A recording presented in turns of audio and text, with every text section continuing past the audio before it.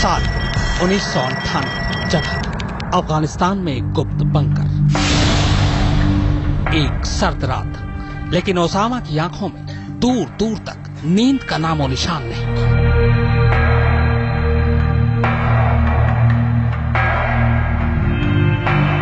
बल्कि एक ख्वाब था, ख्वाब अमेरिका को नेस्तो नाबूद करने वाला।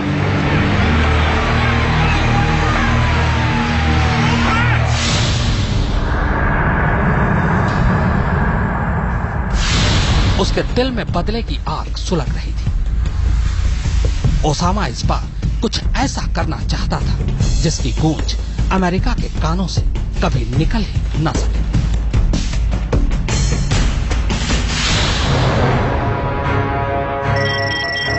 अगस्त 1998 को तंजानिया और कीनिया में दो अमेरिकी दूतावासों को धमाकों में उड़ाकर और 300 से ज्यादा लोगों को मौत के घाट उतारने के बाद भी ओसामा के सीने में सुलग रही बदले की आग ठंडी नहीं हुई थी।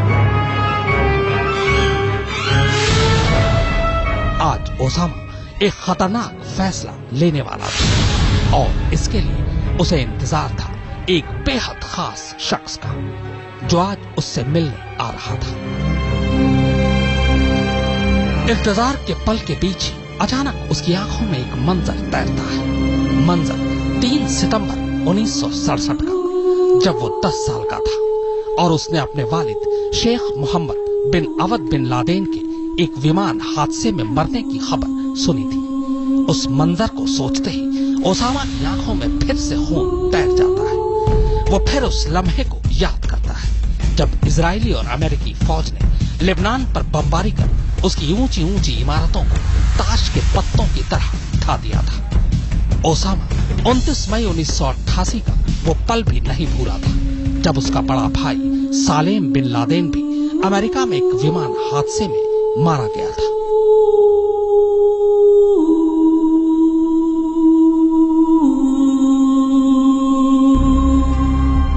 उस खास मेहमान के इंतजार के बीच वो एक एक कर इन सारी बातों को याद करता जा रहा था और फिर अचानक ओसामा के चेहरे पर एक खौफनाक हंसी तैर जाती है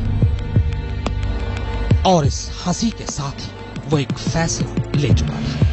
एक ऐसा फैसला जिसके बारे में दुनिया में कभी किसी ने सोचा ही नहीं था। अब बस उसे सिर्फ और सिर्फ इंतजार था उस शख्स का जिससे मिलकर वो दुनिया के सबसे खूंखार फैसले को हकीकत में बदलने वाला था।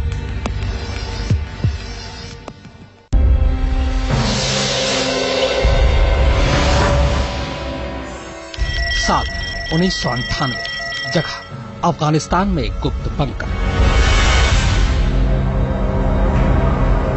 इंतजार लंबा होता जा रहा था।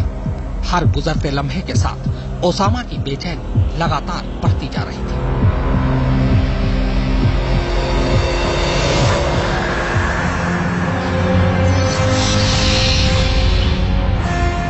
पर आखिरकार वो घड़ी आ ही गई। एक खास मेहमान की जगह 2 लोग बंकर में दाखिल हो गए। उनके पास एक ब्रीफकेस है। दुआ सलाम के बाद वो ब्रीफकेस से कुछ कागजात निकालते हैं और इसके साथ ही आतंक के इस हेडक्वार्टर में ओसामा की बेहद खास बैठक शुरू हो जाती है।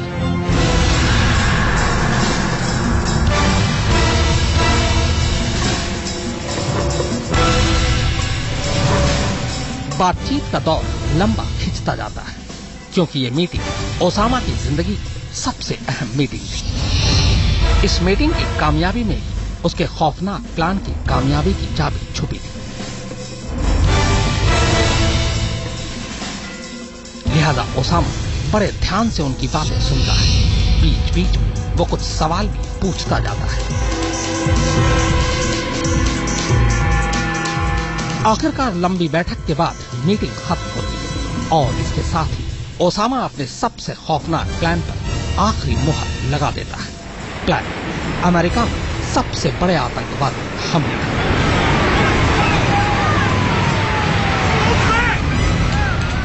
जी हाँ, ओसामा के इस गुप्त ठिकाने में हुई इस मीटिंग में उसके 2 खास मेहमान कोई और नहीं बल्कि खालिद शेख मोहम्मद और मोहम्मद आतिफ था।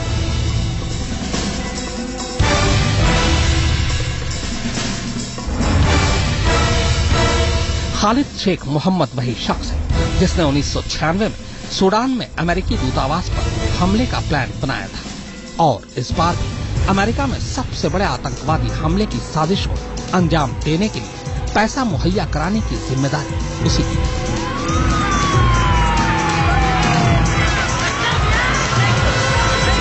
जबकि मोहम्मद आतिफ को ओसामा ने आतंकवादी हमलों के लिए आतंकवादियों को चुनने और ट्रेनिंग देकर उन्हें अमेरिका तक पहुंचाने की जिम्मेदारी दी।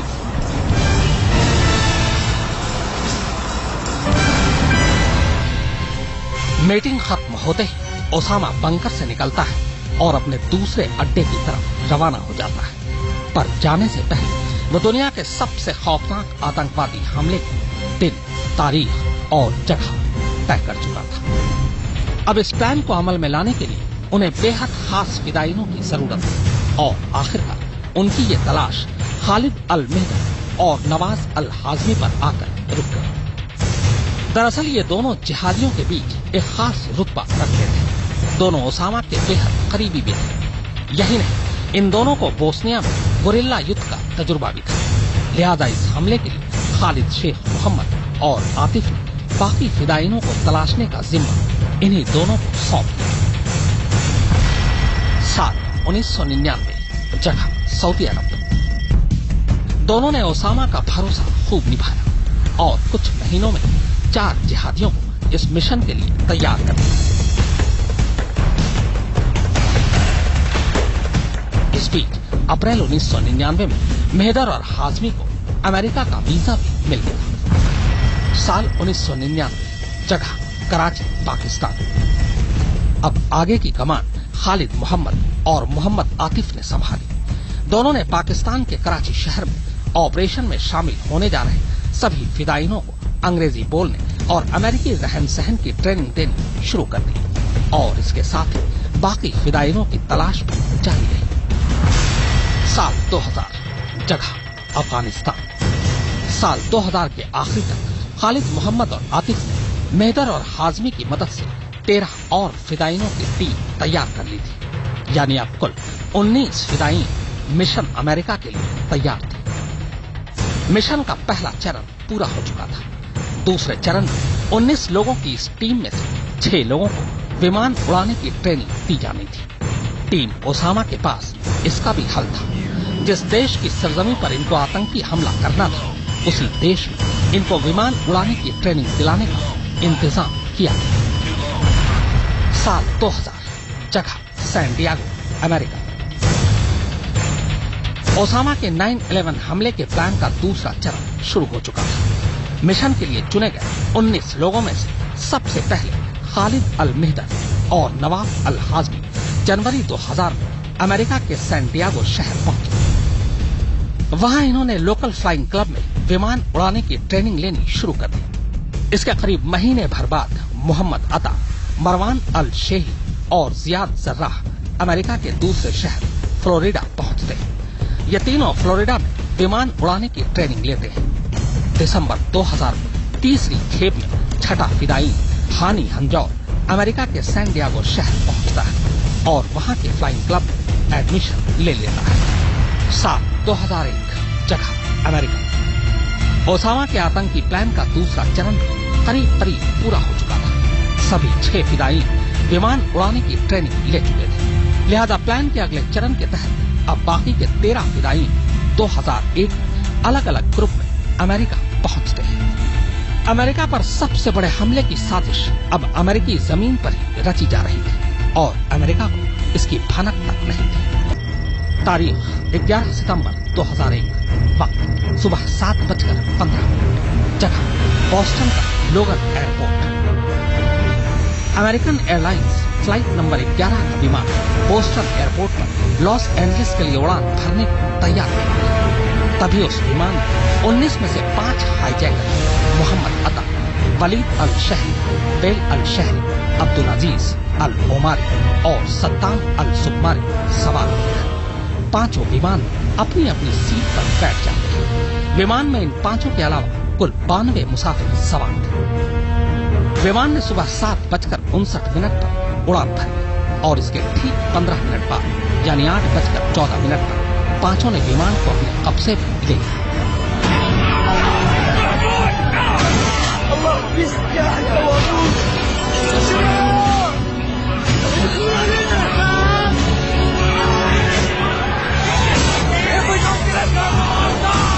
तारीख 11 सितंबर 2001, वक्त सुबह 7:30, जगह बॉस्टन का लोगन एयरपोर्ट।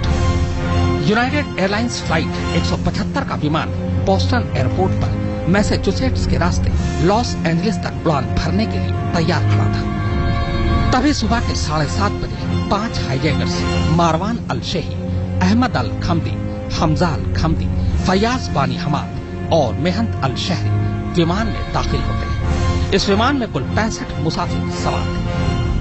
विमान ने सुबह 8:14 पर रनवे छोड़ दिया और ठीक 32 मिनट बाद यानी 8:46 पर यह विमान पांचों हाईजैकर्स के कब्जे में था। तारीख 11 सितंबर 2001, वक्त सुबह 7:40, जगह Dulles International Airport. American Airlines flight number 77 का विमान ड्यूलेस एयरपोर्ट पर वर्जीनिया के रास्ते लॉस एंजलिस तक उड़ान भरने की तैयारी कर रहा था और उससे पहले एक बार फिर 5 हाईजैकर्स हानी हंजौर, खालिद अल मेहदर, माजिद मुकेद, नवाज अल हाजमी और सालेम अल हाजमी विमान में सवार हो चुके थे। विमान ने तय वक्त से 10 मिनट की देरी पर यानी सुबह के 8:20 पर 64 मुसाफिरों को लेकर उड़ान भरी और ठीक 34 मिनट बाद यानी 8:54 पर इस विमान का भी अपहरण हो चुका था। तारीख 11 सितंबर 2001, वक्त सुबह 8:20, जगह New York international airport. United airlines की फ्लाइट नंबर 93 का विमान न्यूयॉर्क एयरपोर्ट पर न्यू जर्सी के रास्ते सैन फ्रांसिस्को तक उड़ान भरने की तैयारी में था और इस विमान में भी उड़ान से आने पहले 4 हाईजैकर्स जियाद जर्राह, अहमद अल हजनबी, अहमद अल नामी और सैयद अल खमारी विमान में बैठ चुके थे। विमान ने सुबह 8:42 पर 44 मुसाफिरों को लेकर उड़ान भरी और 46 मिनट बाद यानी 9:28 पर इस विमान का भी अपहरण हो चुका था।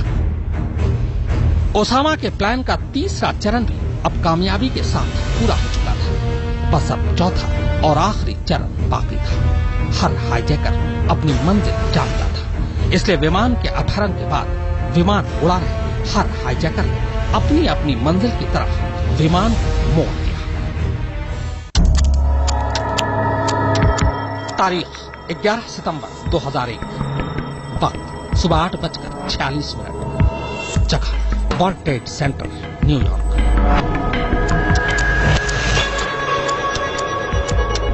अब ओसामा के सबसे बड़े आतंकी प्लान के चौथे और आखिरी चरण को पूरा करने का वक्त आ चुका था। अमेरिकन एयरलाइंस की फ्लाइट नंबर 11 के विमान को उड़ा रहे मोहम्मद अता ने सुबह 8:46 पर विमान को वर्ल्ड ट्रेड सेंटर के उत्तरी टावर से टकरा दिया। इस हमले में 1355 लोग मारे गए। तारीख 11 सितंबर 2001, वक्त सुबह 9:03, जगह वर्ल्ड ट्रेड सेंटर, न्यूयॉर्क।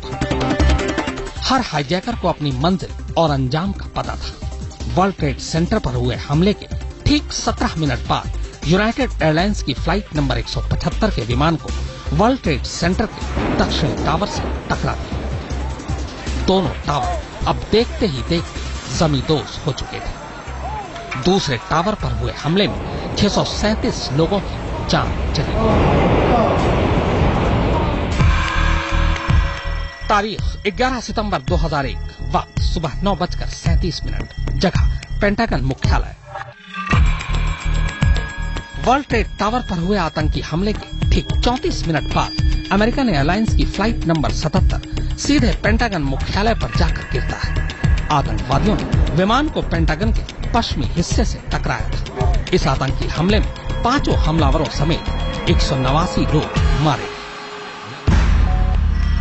तारीख 11 सितंबर 2001, वक्त सुबह के 10:03, जगह शैंक्सविले, पेंसिल्वेनिया।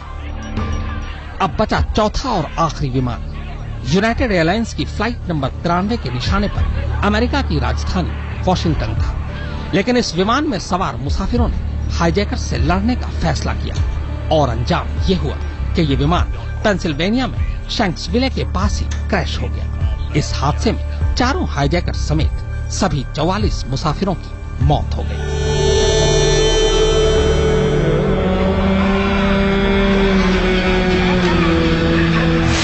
इन धमाकों के साथ ही ओसामा का मिशन अमेरिका पूरा हो चुका था। वो जो बर्बादी और तबाही का मंजर अमेरिका में देखना चाहता था, उसका वो ख्वाब पूरा हो चुका था।